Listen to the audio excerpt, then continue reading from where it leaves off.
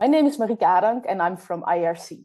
And in this presentation, I will introduce District Voice Master Planning, which is about the development and implementation of long-term climate resilient plans at district level to achieve sustainable water, sanitation and hygiene services for all and forever. Although districts tend to have medium-term and annual wash plans in place, they often lack long-term, robust, strategic and realistically costed plans with clear visions, for example, towards achieving SDG 6. IRC has been addressing this challenge by supporting the development and implementation of long-term strategic plans for achieving sustainable wash services for everyone in a district. These plans are owned and developed by local government and its partners. They are based on a thorough assessment of the current situation and include a jointly agreed vision and strategic directions and plans for getting there. These master plans are costed and include strategies for covering all life cycle costs. So that means not only the cost for building new assets, but also the cost for ensuring that these are operated, maintained, and when needed, replaced over time. And for supporting wash service providers on an ongoing basis through monitoring, supervision, technical support, and continuous capacity building. Over the last 6 years, IRC has been involved in the development of district wash master plans in about 26 districts, covering about 4 million people in 6 countries. Master plan implementation is ongoing through collective action by government, development partners, service providers, private sector, and citizens. You will hear more about 2 of these districts, Asutifi North and Gaborone, in the presentations to come. We have found that having in place a robust evidence-based plan helps districts to attract funding. We've also seen that these master planning processes result in strengthening local systems and capacities for ensuring financial sustainability. For example, strengthened pay-as-you-fetch mechanisms and increased resource allocation from local government and its partners. Therefore, district wash master planning, taking into account life cycle costs and developing strategies for covering these, is a useful approach for addressing financial sustainability. Thank you. Okay, my name is Catherine Marshall with the Acquia Institute. I'm going to briefly tell you about Village Savings and Loans Association-led water funds, unlocking community payments for water with village savings groups. In many rural areas, poor transparency and repeated misuse of community water point funds erodes trust in and authority of volunteer management committees tasked with collecting user fees. Water users then hesitate to make regular payments to committees that have largely proven ineffective. Most rural communities are therefore left unable to pay for water point repairs and can face extended periods without service. As the national policies of many countries stipulate that operation and maintenance should primarily be funded through water user fees, the rural water sector must identify strategies to increase payments. Village Savings and Loans Associations, or more broadly community savings groups, are self-selected, self-governed community groups that provide informal but structured financial services to their members. They're primarily intended to allow members to save money and access low-interest loans. Community savings groups also typically have robust accountability mechanisms that reinforce trust among members. These features may make community savings groups more effective than existing water committees at collecting and managing water fees. In this approach, a small percentage of members' payments is dedicated to a water fund, which can only be used for hand pump related expenses. In a 12-month pilot conducted in Gaborone District, Uganda, using the VSLA-led water fund approach, 10 communities went from having no reserve funds for operation and maintenance to having approximately $150 per year on average. These results suggest that VSLAs, or community savings groups, can be used to bolster community payments for water. Additionally, we saw instances where the Water Point Management Committee effectively collaborated with the savings group to increase community motivation for maintenance. And after using the VSLAs to manage water user fees, committees felt more confident in their ability to quickly pay for water point repairs when needed. The end. Hello, I'm Igor Markov from International Lifeline Fund in Uganda, and I'm here to share our experience and ideas to improve funding for rural operation and maintenance. 5 years ago, we launched Everflow, a rural maintenance service in partnership with the local government and hand pump mechanics. For 2 years, Stanford University confirmed Everflow's functionality and customer satisfaction were a quantum leap over the baseline, yet few customers made consistent payments, even at discounted fees. The World Bank estimated that O&M costs for rural water will exceed the cost of new infrastructure by 2025. Yet we haven't moved from a wasteful build, neglect, rehabilitate paradigm. Activities that improve household income, such as VSLAs and drip irrigation systems, will help increase payments from water users. Cross-subsidies for O&M include performance-based funding, such as the Uptime Catalyst, carbon credits, and investing in systems that can help spark service enterprises. The ripest opportunity to cut costs are in fee collections, transactions, and monitoring by such things as mobile money platforms, smart hand pump sensors, and prepaid hand pump terminals. For postpaid customers, we've designed multi-tier offerings harmonized with crop seasons. We've also developed metrics for hand pump performance to provide timely overhauls, reducing the cost burden caused by piecemeal repairs. Having an impact will involve multiple actors, including the private sector and local governments. In Uganda alone, 25 to 30 million people experience appalling functionality. Fortunately, the Ministry of Water and Environment published a new framework allowing professional actors to engage in O&M. Investing in these opportunities can reduce costs by 3/4 compared to the build, neglect, rehabilitate paradigm. Thank you for listening. Hello, everyone. My name is Bashiru Yachuri. I work with Acquire Institute as a program officer, and I'm based in Ghana. I'll be sharing with you how branded water kiosks help improve revenue generation for water systems in a Stephen North district in Ghana. To give you a brief background, Acquire formative research in 2018 showed that water points revenue were consistently below estimated potential. This was because water vendors did not stay longer at the water points and also did not enforce the pay-as-you-fetch tariffs, undermining the ability of the water systems to cover maintenance and operating expenses. To provide a solution, Acquire installed 30 branded water kiosks to formalize revenue generation at the water points. Acquire trained water operators and vendors on financial literacy. In addition, Acquire collaborated with the District Assembly to engage the communities on the pay-as-you-fetch concept. The kiosks serve as a shade, and the vendors were also given a seed grant of $43 to stock wash-related petty goods. Impacts. There was a 51% median increase in revenue. The kiosk increased revenue with wide variation. The District Assembly logo encouraged the pay-as-you-fetch in communities and was the key driver of success. The success of the kiosk resulted in World Vision International constructing additional 20 water kiosks for water systems in the district. In conclusion, the branded water kiosk made significant impacts. It improved revenue generation, water system maintenance, vendors' livelihood, and water quality services delivery. Thank you for listening. Good morning. My name is Philip Deal, the Director of Ongoing Service Delivery at Water4. Water4 is focused on delivering safe, reliable water to the communities we serve, and today I will be telling you about an innovation that helps our partners to achieve that goal, a new hand pump chlorinator called the NewPump.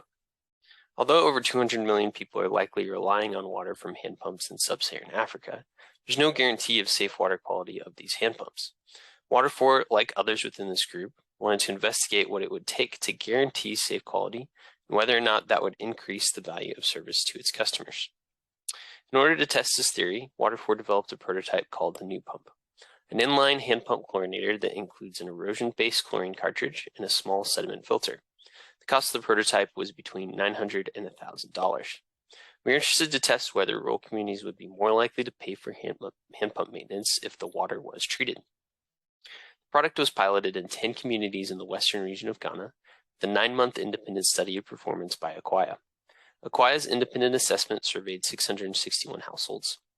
Water4 used 3 criteria to evaluate the success of the pilot, including water quality, financial viability, and customer experience. Here's what we found. With respect to water quality, the technical performance of the new pump is best in class and consistently doses hand pump water with free chlorine under a circuit rider maintenance operation. Results showed that 94% of samples had no E. coli detected, with a mean chlorine residual of 0.6 milligrams per liter at the hand pump and 0.28 milligrams per liter at the household. With regards to financial viability, the findings of the double-bound willingness to pay method concluded that households would be willing to increase monthly payments from 4.3 CDs per month to 6.5 CDs per month on average. The additional fee that households are willing to pay for this product is sufficient to cover its operating costs for chlorine cartridges and minor repairs, but insufficient to pay for major repairs in the long term. Based on these findings, subsidies would be required to make the current version of the new pump a sustainable solution. The customer was found to be interested in a safe, tasty, and convenient product with regards to the customer experience. While the new pump meets the safety criteria, chlorine taste is often undesirable in this rural market. Likewise, convenience is almost always a priority over safety, meaning the increased effort in pumping for water with the new pump, even if guaranteed safe, is not necessarily preferred. So what? Through this, Water4 observed the same trends that made Numa piped water successful. Consumers prioritize their water choices in order of convenience, cost, taste, aspiration, and health. The new pump is certainly a viable product for customers where health is the highest priority, such as a healthcare facility reliant on a hand pump. And while there is still interest in Water4 allowing this prototype to become open source for refinement by other implementers, hopefully leading to a tighter price point and more opportunities, we will continue to look at other markets as well, where Water4 will continue to innovate safe water solutions like the new pump, but also work hard on an excellent customer experience to create that value and buy-in for sustainable use. We hope that our talk helps your organization learn and grow alongside us at Water4. Thank you for your time. Hello, everyone. My name is Edna Samuel from the Acquia Institute. I'm presenting an innovative inline chlorinator device bundled with hand pump maintenance service to improve water safety in rural Uganda. Next slide. In Uganda, hand pumps are the primary source of drinking water for approximately 42% of the population, and they remain an important part of drinking water supply globally. However, a large proportion of the water supplied from these sources do not meet the national drinking water standards. And further, after collection, water contamination is likely to increase during transport, handling, and storage. As a result, fecal contamination in drinking water can cause diseases and is a health risk in many rural communities. However, consistent water treatment is rarely practiced. Next slide. So inline chlorination is a water treatment method that passively disinfects water as it gets pumped. In practice, water passes through a chlorine tablet and gets chlorinated by eroding the tablet. This seems like a promising approach for disinfection at hand pumps, as it requires less household level behavior changes. In order to facilitate the supply chain and maintenance of the chlorinators, bundling the technology with a hand pump maintenance service could be an appropriate strategy to conjointly manage the operation. Eventually, this would provide a complete water service that combines undisturbed access to water and access to safe water. Hence, it could be a potential solution for improving safe water service delivery and protecting public health in rural communities. Next slide. So we conducted a randomized evaluation with 20 customer communities of an existing hand pump maintenance service. 10 of the communities received the chlorinators, while 10 acted as a control and did not receive the chlorinators. In general, water samples collected at the boreholes were safer compared to the ones collected at the household levels, which were highly contaminated. The intervention or the innovation that was implemented was not effective. In fact, no water safety improvement was detected in communities where chlorinators were installed compared to where there was no chlorinator. Thank you. I'm Wasis Martin, and I want to share with you the case of IRC Uganda of improving the safety of point water sources, especially in a rural district of Kabarole in Western Uganda. This is about involving communities to improve on their water sources. Kabarole has over 1,400 point water sources. Unfortunately, over time, water quality analysis has indicated that majority of them, over 60% of the samples taken, showed the presence of E. coli contamination. And the positive side about it is that maybe the solutions lay with the communities themselves. Most of the sources of the contamination can be dealt with by the communities, by involving the communities. That's why we engaged in this proactive approach of water safety planning by training over 48 community extension workers to engage communities in risk assessment, identifying and also carrying out mitigation measures. And the results have showed that there is a positive impact when communities are engaged. Many of them were able to do minor repairs and therefore improve on the functionality of these point water sources, and they also change their behaviors, especially around open defecation, and therefore reduce contamination that come from poor sanitation. New toilets have been constructed and community structures have been established to monitor and improve on these water sources. So you could refer to this case mainly, especially in the Kabarole district in the Chijura Town Council. Thank you very much. Hello, everyone. My name is Bashir Yature. I work with Acquire Institute as a program officer, and I'm based in Ghana. I'll be sharing with you how Acquire designed a water quality testing assurance farm program to encourage existing laboratories to provide water quality services to small town water systems and how that has improved water safety management in Estufin North District in Ghana. First, I would like to tell you a little about the Assurance Farm program. Acquire conducted formative research in 2018 that revealed insufficient water quality data. No one acted because no one knew about it. The test results indicated widespread E. coli contamination.